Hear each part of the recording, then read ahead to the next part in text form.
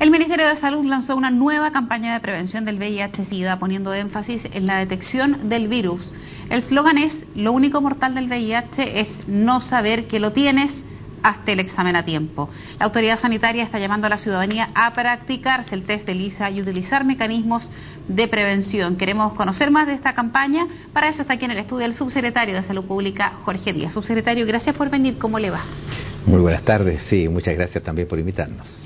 Cuéntenos, subsecretario, cuáles son los ejes de esta campaña. Usted, cuando llegó, me decía: estoy contento de encabezar una nueva iniciativa. Probablemente la de este 2013-2014, ¿marca alguna diferencia con las campañas anteriores? Nosotros tenemos en Chile una realidad muy clara. De acuerdo a encuestas exploratorias que hemos realizado, estimamos que la población afectada de esta enfermedad alcanza a unos 40.000 personas aproximadamente. Bien. El Ministerio de Salud lleva registro riguroso de las personas que se hacen el examen y que es confirmado por el Instituto de Salud Pública, y este registro nos dice que tenemos alrededor de 21.000 personas diagnosticadas. Por lo tanto, hay una brecha muy importante. Hay 19.000 chilenos y chilenas que no tienen información con respecto a que son portadores de esta enfermedad. Esta es una enfermedad que está concentrada fundamentalmente en un grupo de riesgo muy importante, que son aquellos hombres que tienen sexo con hombres, pero también hemos observado que existe una frecuente aparición de casos en mujeres, y esto quiere decir que ha ido transfiriéndose desde la infección masculina a la infección femenina a través de esta vida que muchas veces puede ser paralela en cuanto a la actividad sexual de hombres que tienen el riesgo de tener la enfermedad y de adquirirla y que la transmiten a su pareja femenina. ¿Cuáles son los ejes de la campaña, subsecretario? Usted me decía algo que me parece bien relevante. Hay grupos objetivos en concreto, pero también con el correr de los años hemos visto casos de personas que eventualmente mantienen, por ejemplo, una vida sexual activa pero responsable con una sola pareja, y sin embargo se encuentran con el correr de los meses que ellos portan el virus y sin entender mucho por qué. Me gustaría que usted nos explicara de los grupos objetivos. Sí, el eje más importante de la campaña tiene que ver con esta concepción muy clara de que si la persona conoce su enfermedad, esta enfermedad puede tratarse. Al ser tratada la enfermedad, obviamente inmediatamente se produce una reducción del riesgo de contagio, que es el primer efecto. Y en segundo lugar, una enfermedad que es una enfermedad mortal, si no se trata, se transforma en una enfermedad crónica que es compatible perfectamente con una vida normal. Por lo tanto, el eje fundamental de la campaña es: busquemos a aquellas personas que son portadores y no lo saben. Y es así como vamos a protegerlos a ellos, y ellos van a proteger a sus parejas. Y en ese sentido, es muy importante conocer que existe riesgo de transmisión, porque la transmisión de esto es sexual en aquellas personas que pueden tener perfectamente una pareja estable, pero esa pareja estable no tiene una estabilidad en cuanto a su relación de pareja con esta persona, y puede tener una segunda pareja que obviamente la puede contagiar. O sea, para ponerlo en simple, subsecretario, a uno le pueden estar siendo infiel sin que uno lo sepa, y desde ahí entonces puede partir una cadena de contagio que uno probablemente ignora, dicho en sencillo. Así es como lo dicen las mujeres que viven con SIDA. Nos hemos reunido con ellas, tenemos un trabajo muy intenso con las mujeres portadoras de SIDA, y frecuentemente, y por no decirlo, la mayor parte de ellas no conocían que ellas tenían este riesgo, porque sus parejas, ¿no es cierto?, tenían una vida paralela desde el punto de vista sexual y las contagiaron sin informarlo. Y muchas veces las contagian,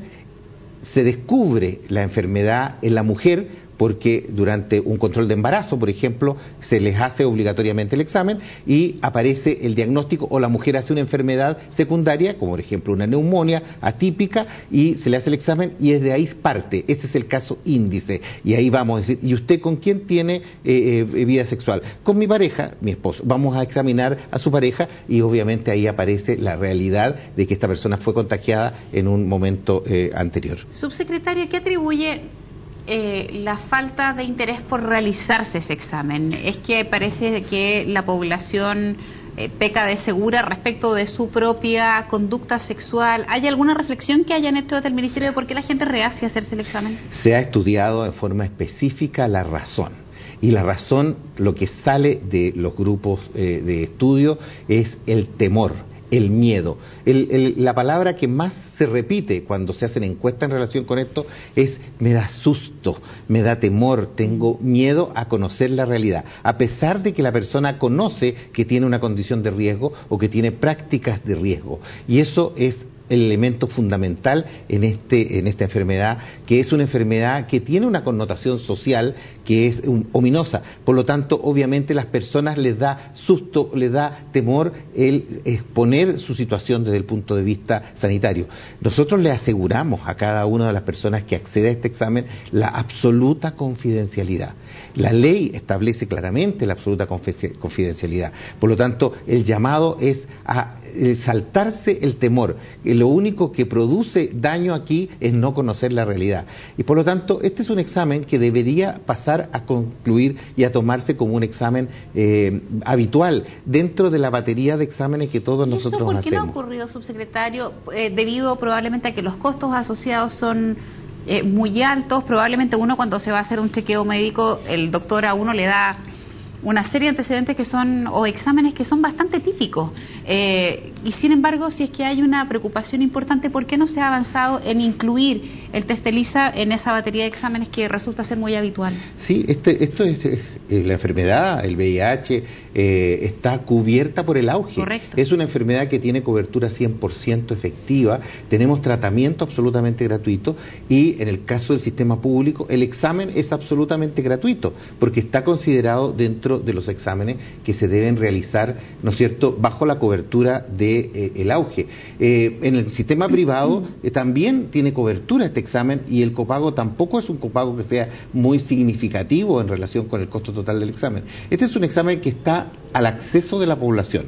Por lo tanto, el principal escollo para hacerlo, en primer lugar, es esta connotación social de la cual le he hablado y este temor que en general los individuos tienen. Nosotros creemos que hemos avanzado mucho en cuanto al conocimiento de la enfermedad y así lo revelan las cifras. Nosotros vemos que hemos logrado aumentar con 3 años de trabajo muy intenso sobre este tema en un 15% el número de personas que se hacen el examen anualmente.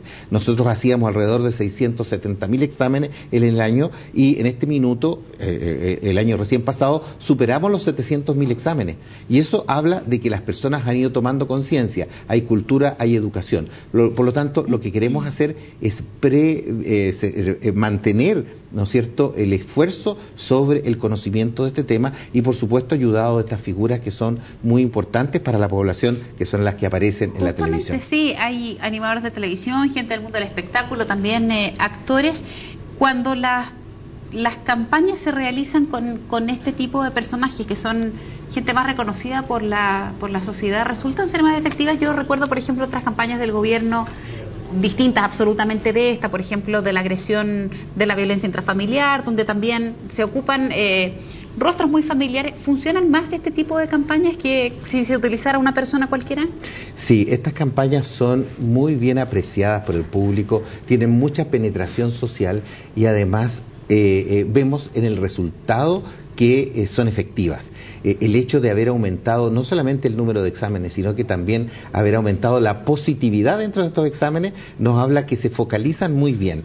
Las personas de riesgo entienden que ellos tienen que hacerse el examen y nosotros hemos logrado aumentar en un 21% la positividad del examen. O sea, al aumentar el número de exámenes, uno podría seguir teniendo un porcentaje de exámenes muy alto negativos, pero en este caso hemos observado que aumentamos el número y aumentamos la cantidad de exámenes positivos, lo que no habla de que hay mayor cantidad de enfermos, porque eso se estudia a través de la mortalidad, ¿no es cierto?, o del número de pacientes que tenemos en control, y ese aumento no ha sido tan significativo como el aumento de positividad. Por lo tanto, habla de que estos grupos de personas, este tipo de publicidad nos permite focalizar en aquellos grupos que tienen mayor riesgo. Subsecretario, respecto de las personas que fallecen hoy producto del VIH, ¿hay también catastro de eso? Usted me decía que en la medida que esta enfermedad sea pesquisada, y controlada, los riesgos de morir disminuyen, pero efectivamente debe haber personas que mueren en esto. ¿Hay alguna cifra de eso? Sí, la tasa de mortalidad. Nosotros llevamos control riguroso de la tasa de mortalidad.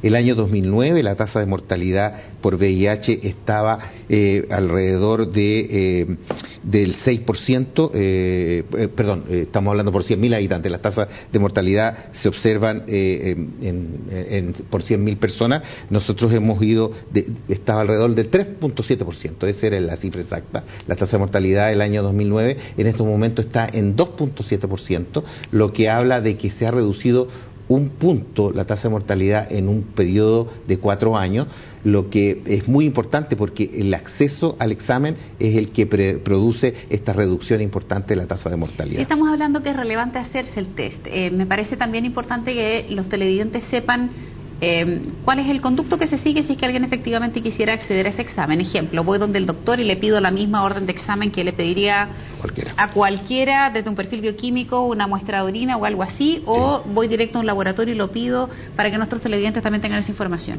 Existen todas las posibilidades abiertas.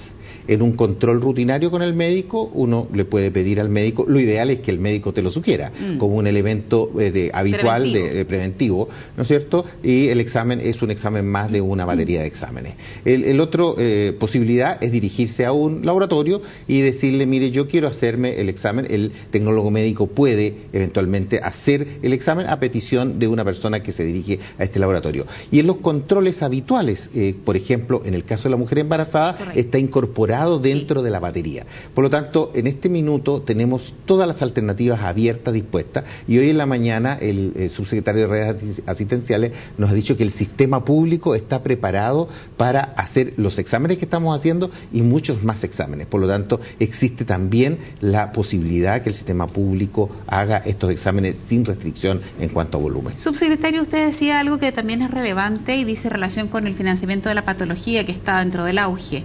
Si es que hay una persona que realiza el examen y efectivamente detecta que tiene el VIH, ¿cuál es el camino entonces que se sigue para acceder al beneficio del Estado para el control de la patología? Esta es una enfermedad que por lo importante que significa su diagnóstico y la rigurosidad con que se haga, requiere de una confirmación.